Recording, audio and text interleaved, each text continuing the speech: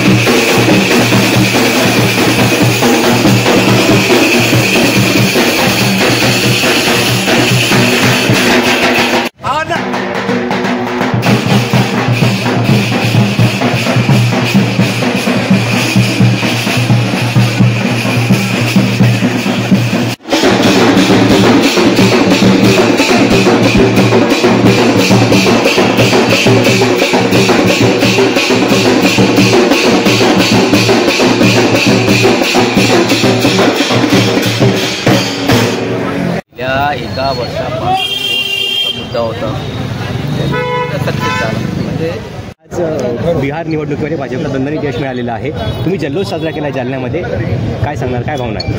सर्वप्रथम जय श्रीराम।